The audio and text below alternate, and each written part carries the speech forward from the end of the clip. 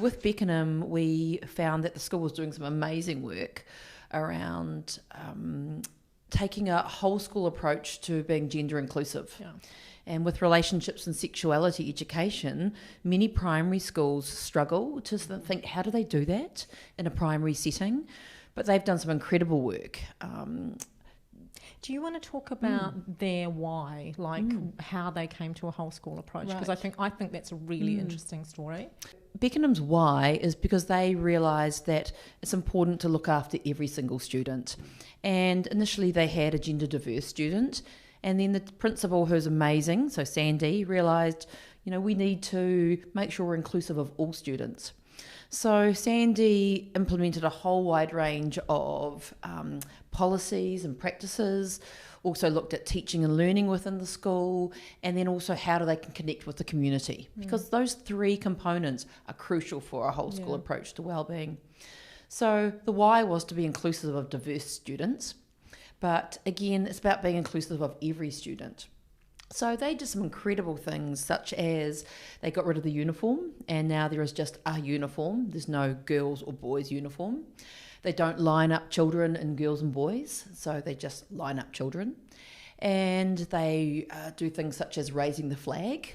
And the flag every morning is a different flag. So as you said, Nick, different flags from around the world, different countries. And we met a parent that we talked to who said it was one morning when she arrived and they were raising the pride flag. And what was wonderful is she talked to her child about, that's our flag. Because she was telling her son, you have two mums, and this is amazing. So they felt included. And to me, that's crucial for any school, to make sure all young people are included. And kindness, I think, is the other thing that sort of comes through in our school. So that's something we have to work on, and think about how we're going to encourage that in our children and our staff, because we needed to include everybody. And if you're suddenly not represented in something that's happening at school, why would you go along with your community? So we feel we develop great relationships with our community as much as we can, and we really foster that. So what we wanted to do was make sure that we were developing a positive culture within our school. Things like we all start day with karakia, and we all start the day with, prior to COVID, fruit in the morning. So we took on the play learn model and play before school, and then we have karakia, and we share kai together and have our learning sessions. And we even things like flipping that we eat after we play has really helped our kids and our communities and things like that. We're not afraid to ask for help. So we have different companies that we have Bellyful that supplies 60 lunches to our school twice a week. Now, we make sure that there is food at school for any child who needs food. We make sure there's uniform for anybody who needs it. We help with visa applications. We have a dedicated ESOL teacher that not only helps the children who are learning English as a second language, but will help whānau if they require it with different things, tenancy agreements, things like that. So very much a pastoral care sort of model goes on at our school too. It's that same philosophy, isn't it? Is that everybody's important here, and helping people with their visa applications says really distinctly that that this is your place, Absolutely. and we believe, we believe that this is and your we place. want you in our place. You're part of our place. We want to keep you as our place. Yeah. You've got that gorgeous carving as you walk into Burnside. We do. That wahine. Yes. Do you want to talk about that? Because that's just so beautiful. Yep. So Hane Taio was, she was made by the students about 15 years ago with the help of the amazing Gavin Britt, who's no longer with us but is on our walls in our office so we can remember him. Hane Taio is welcoming you into our school. She has her arms outstretched, and on one hand she has a gourd of knowledge, and it actually has a piece of pounamu that lights up when you go past it, that really intrigues the children. And on the other hand has Araki Mountcock as the maunga of the South Island. But as you go around Hane Taio, there's all sorts of things. There's all of the birds that are now our different teams in our school. There is a kite flying because the children desperately wanted to have something in there that showed that we had fun at our school. Oh, sweet. There's a tuatara down the bottom that is the only thing that faces backwards to remind us to learn from the past as we were walking forward, because she's actually lying on footprints that are adult footprints and children's footprints, because we're walking this path together. And you can always find something new in there. There's the 3 springs from Jelly Park, which is part of our local curriculum, and we've developed our local curriculum around things like that, and it's something that we need to care for, and it's that well-being of the community as well. We have a lot of community groups that come and work within our school as well as parents and whānau. We have a local village church that have about 20 readers that come to us every week, like grandparents for a lot of our children that might not have grandparents in New Zealand or might not have grandparents at all. And they are part of us. They are really special to us, and they make quilts for our children that we can send home to them, and they not only keep them warm, but they're just stunningly beautiful. And they also supply groceries that we take around when we're doing home visits for different reasons. Anytime we need to do a home visit, we always take kai. What's the benefit of that real cultural approach to whole school wellbeing that Burnside are demonstrating, do you reckon? Well, there's some really interesting research all around nurture schools. Yeah. And nurture schools is a principle which, again, you can't nurture young people until you work out their identity, how they connect.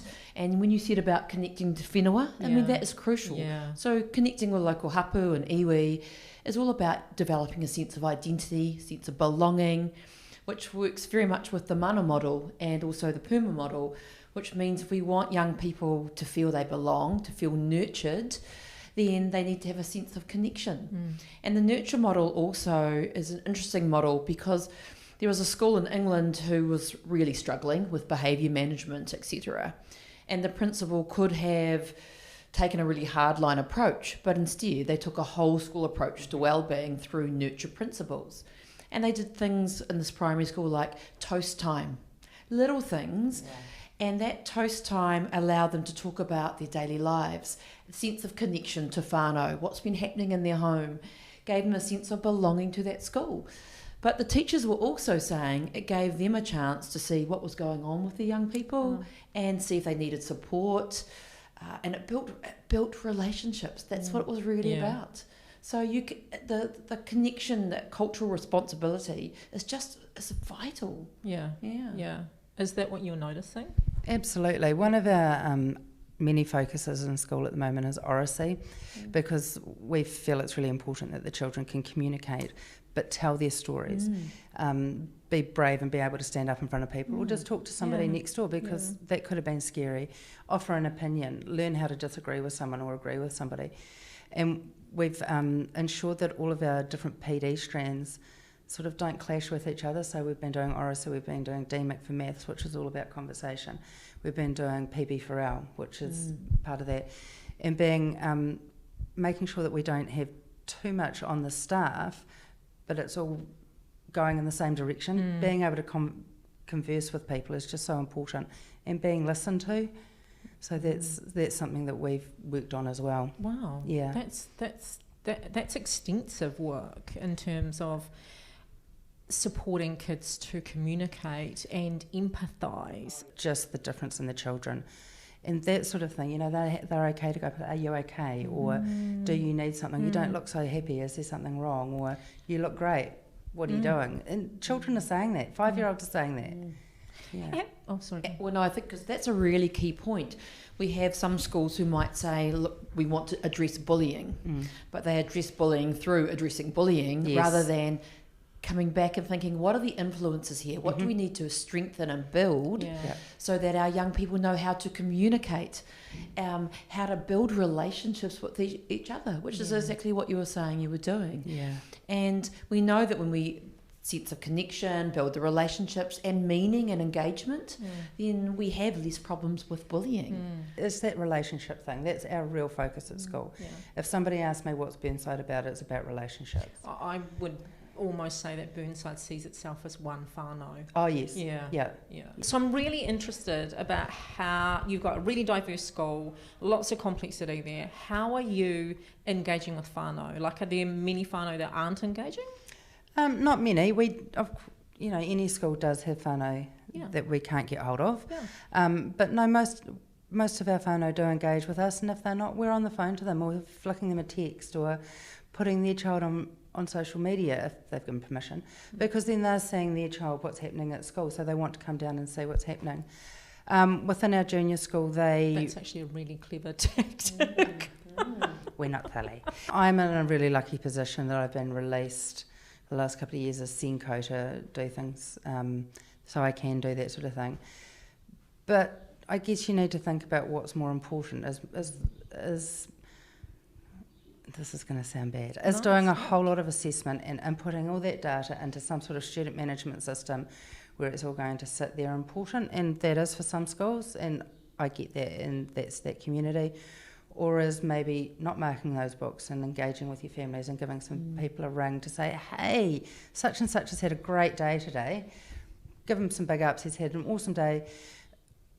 How's it going at home? What a lovely thing to do. I mean, to get that phone call. It is, because there is other phone calls. Yeah, I know. When I see the school pop up on my phone, there's either, somebody's vomited or someone's in trouble. Because I had a phone call like that the other day, vomiting. Nothing's wrong. You could hear the panic in their voice. You're changing whānau experiences of school, aren't you, in that, because, the reason that we get concerned when we see the school's phone number come up or whatever is because of our own experiences. 100%. And you're going about changing that kind of history for them and measuring the outcomes of your whole school approach to hauora at all? Not formally, but I think you probably could look at things like attendance statistics, just engagement. You'd engagement from whānau, things like that. We just did a survey about lots of things in school, and we had about 170 families out of 330 kids reply to that. So wow, they care about our school. That is engaged, isn't it? But there is a lot of research around that to show that if you feel you belong to the school and you feel nurtured and you've got that whole school approach to hauora, then you are more likely to go along. You're more likely to engage. So attendance rates do increase.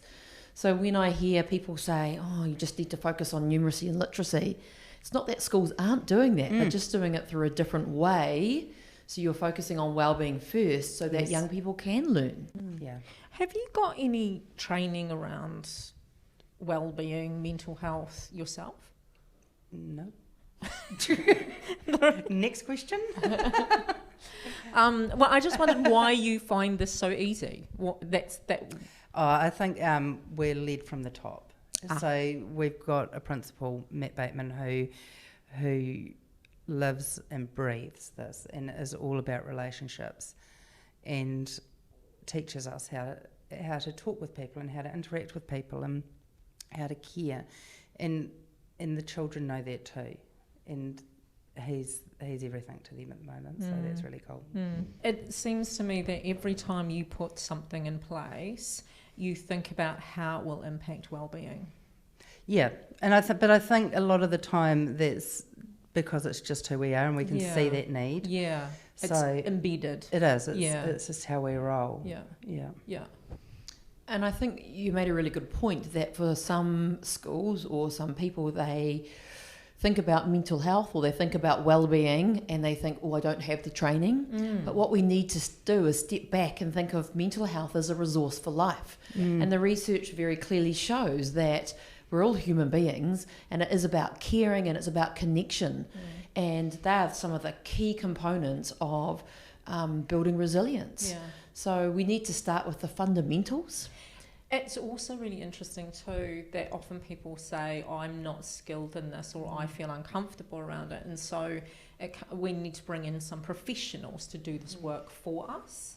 And that's not been your approach, that's not been Beckenham's approach, and it's just kind of you're as you say, that you're just being responsive to what you see. We often talk about these are our kids. They're not your kids in your class and your kids in your class, they're our kids. And that's really important, so we get to know our kids. So a whole school approach means also thinking about staff. Yeah. Absolutely. Like little things like, as I said, we start karakia every day. We start all of our staff meetings with karakia. We have an admin meeting on a Monday morning, which we record on Zoom. Because not everyone's at school on a Monday morning at 8 o'clock, might feel like they're missing out on something. You can either watch it live or watch the recording later. And that's making people feel a little bit more included, things like that. Treat box in the staff room. Nice coffee. And those little things actually make a big difference. Huge difference. Because Well, again, it's about care, isn't it? Yes. It's the same care that's happening for you that's you're doing for your kids. Yeah.